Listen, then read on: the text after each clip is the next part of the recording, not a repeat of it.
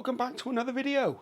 You join me here in this more than adequate hotel room for what is going to be the start of a 3-day adventure. Tomorrow morning I'm going to be meeting up with a fellow Clifton Cameras colleague, Gareth Cox, head of our buying team and somewhat of an expert when it comes to all things Leica, which is just as well because we are heading off to Wetzlar, Germany to the Leica HQ, and we suspect they're going to be unveiling the SL3. But I can't bring you a full-on camera review from the confines of this hotel room, so let's get ourselves to Germany and find out exactly what this camera has in store for us.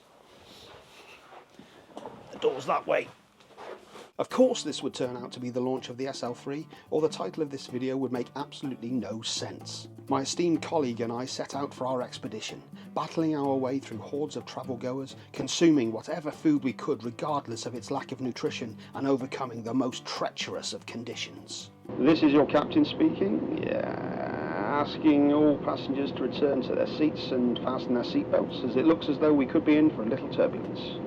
May God have mercy on our souls. The first day would be spent travelling to our destination, where we would find ourselves smack bang in the middle of Leica headquarters in Wetzlar, Germany. Quickly checked into the latest hotel, Leica building behind me as you can see, one of many. Let's get back out there and see exactly what we're here for. The rest of the day would be spent getting a tour of the incredible Leica museum and factory. Everything in relation to the upcoming launch was being kept under wraps, with not even a hint of what we were there for being revealed to us, as that was going to have to wait until the following morning when we would get the official presentation and our first look at the SL3. Like I said, the title of this video would make literally no sense if that weren't the case. So I've just attended the presentation for the SL3 and now I've got all the key features that you guys need. First of all, we do indeed have the 60 megapixel back illuminated sensor with triple resolution, and this can produce DNG and JPEG formats at 60, 36 and 18 megapixels. We have an updated AF system with hybrid autofocus, with phase, contrast and object detection. We have the new Maestro 4 processor with L2 technology, which is great for optimized noise reduction, as well as producing up to 8K video, though this will be cropped. We have a new tiltable touchscreen. I've already had a chance to use this. This is going to be great for waist-high shooting. We have an all-new icon and menu design. Not only that, it's fully customizable for you, so you can set it out how you want. And it also supports landscape and portrait. I don't know why I did that to demonstrate portrait. I'm sure if you're a photographer, you understand what portrait is. The LCD will change automatically depending on what orientation you're using. It is noticeably smaller and lighter than the SL2. It's 80 grams lighter, which might not sound like a lot, but as soon as I picked it up, I noticed a difference immediately. In terms of size, it's 5.2 milligrams smaller in the length and 3 millimeters in the height less. So not a great deal, but it does strangely feel noticeable. As far as storage is concerned, we have room for an SD UHS-II card, as well as a CF Express Type B card. We also have a HDMI 2 Type A connection, as well as USB-C for charging, which you can do while you're using the camera as well. So pretty good. I'm sure there's a few other little bits and pieces that I've missed, but we'll cover those as we go. I know that they've got some shooting scenarios set up for us, so I'm going to go and attend those now, and let's see what this can do. Very authoritative of me, wasn't it? Okay, so here it is, the SL3. Finally got my hands on it. We're going out to a few different stations now to do some portraits and various other activities with the camera. So, yeah, let's get it on. Let's see what this can do. First off, we had ourselves a portrait session where I would encounter a delightful fellow who put my beard to shame. This seemed like the perfect opportunity to test out the incredible resolution that the camera had to offer.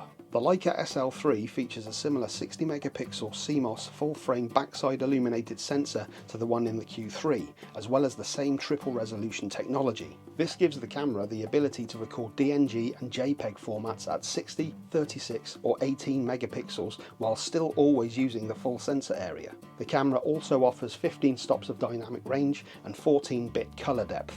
All of the images you are seeing are in JPEG format and have been unedited straight from the camera.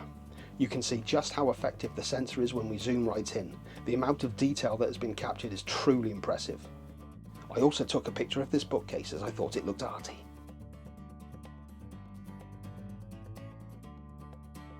Up next was a chance to test out the low light capabilities of the camera.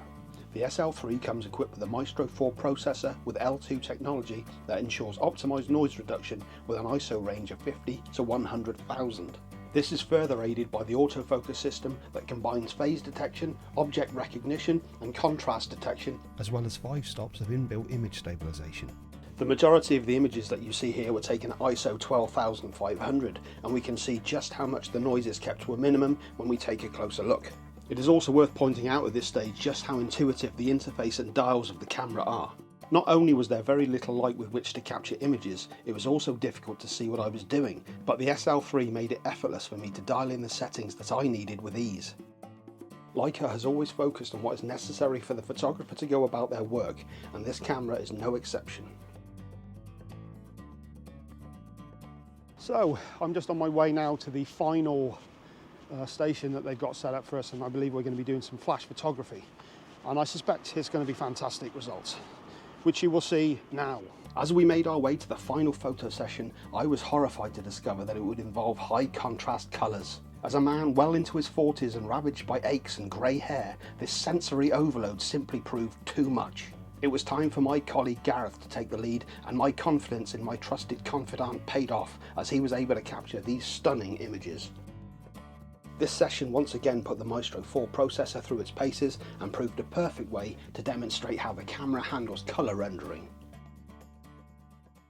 So my time with the SL3 is pretty much done. I have to now get back to the airport so I can get back home, and when I do that I will give you my my thoughts on this camera. So yeah, let's get back home.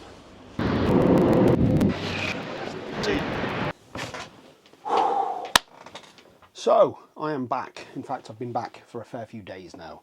I've had a chance to review the footage, look at some of the images that I've taken, and really get my thoughts together to summarise now. But before I do, I'm going to go over a few of the things that I've actually missed in the intro. The first thing that I forgot to mention was the battery. We have the same BP SCL6 battery that was in the Q3. Now, I was using the SL3 for probably about 5, maybe even 6 hours throughout the day, and at the end of it I had roughly a third of power left, and I was using it pretty consistently. I didn't do any video, I didn't go into any of the video specs, but I was taking shots pretty consistently throughout the day and I still had power at the end of it, so that was pretty decent. Now, I've already mentioned the size and weight of the camera earlier on. Very much notable in the weight difference, only 80 grams, but I noticed it immediately, and it does feel slightly smaller as well. The ergonomics are a lot better as well. It feels very comfortable in the hand. One thing that I did forget to mention is that it's a full magnesium metal housing and it has an IP54 rating. Very easy for me to carry around and use all day. I should also mention as well that it is compatible with M lenses. The tiltable 3.2-inch LCD proved to be incredibly useful, much like when you use one of the old school Hasselblads, when you can look down at that unobstructed viewfinder.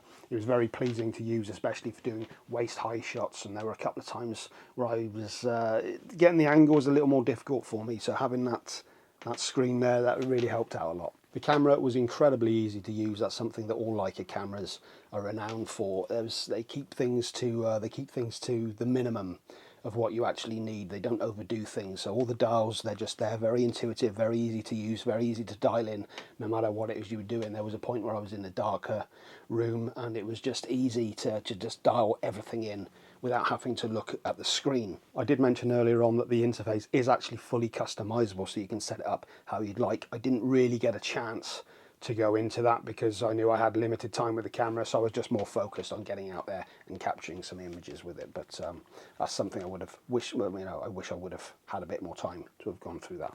I think it's worth pointing out that the SL3 works incredibly well with Leica's Photos app. I think the Wi-Fi transmission is 10 times faster than the previous model, and I think you can transfer a DNG 40 meg file in 2 seconds from the camera to your phone, so that's pretty useful. And lastly, but by no means least, we've got the real stars of the show, that new 60 megapixel sensor combined with that Maestro 4 processor working in tandem to make everything work so well. You've got the fantastic resolution, you've got the color reproduction, you've got the improved autofocus, you've got the low light capabilities, all of it being brought together by these two.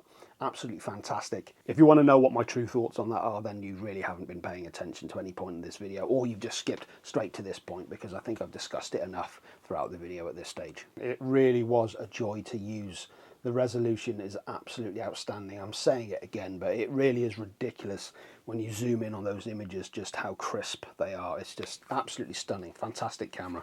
If you require even more information on the SL3, I highly recommend that you click the link in the description, and if you have made it this far into the video, consider dropping a like because it helps to boost the channel, and subscribe if you don't want to miss out on future Clifton Cameras content. Thanks very much, I'll see you next time. Yeah, very professional. Very professional, that.